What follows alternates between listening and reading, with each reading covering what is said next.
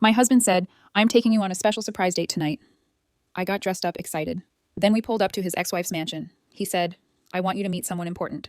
When he introduced me as his current project to the woman he'd never stopped loving. The laughter didn't stop when he said it. It traveled, across the marble floor, into the wine glasses. Someone clapped once, like a joke had landed clean. I felt every eye move to me and then past me, measuring. He squeezed my shoulder, a cue to smile. I did. I kept my hands folded, calm. Camille tilted her head and said, We'll see how far along she is. My husband nodded, proud, like he'd shown good work. A waiter asked what I wanted to drink. He answered for me. We sat at a long table, place cards with names I didn't know. Mine said guest. Camille's said host. My husband talked about upgrades, about polish, about potential. I chewed slowly. When I asked where the restroom was, Camille pointed with her glass and said, Down the hall. Careful, the doors are confusing. Laughter again. I didn't rush. On the way back, I brushed my phone against the small recorder in my clutch. Red light, still on. I slid it back. At my seat, my husband leaned in. You're doing great, he whispered. Don't interrupt. Dessert came. Camille raised her glass. To projects that know their place. Everyone drank. I did too. In the driveway later, my husband said, See, that wasn't so bad. He checked his reflection in the window.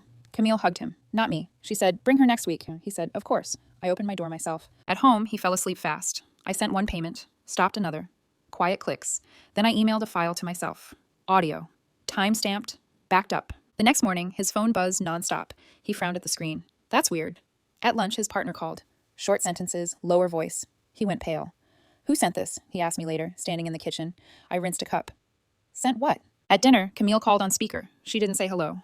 We need to talk, she said. Now. He tried to calm her. She kept talking. Names. Witnesses. Words he'd used. My name. The line went dead. He stared at me. Did you record last night? I folded the towel. You said don't interrupt. The next hour was movement without direction. He paced. He texted. He deleted. A notification popped up on the TV he forgot to mute. An invite revoked. Then another. His email chimed again. Subject line stacked. Compliance review. Clarification required. Camille showed up at the door with a driver. No smile. Hand it over, she said to him, not to me. He tried to laugh. It cracked. She looked past him, straight at me, like she'd finally noticed where the control was sitting. I lifted my phone. One tap, access gone. Her breath caught. His knees didn't bend, but his posture did. The driver checked his watch. My phone buzzed. Unknown number. Legal letter preview. The street filled with the low sound of cameras from across the hedge. Someone whispered my name. I didn't sit down. I didn't explain. I stepped back and closed the door as the consequences started knocking.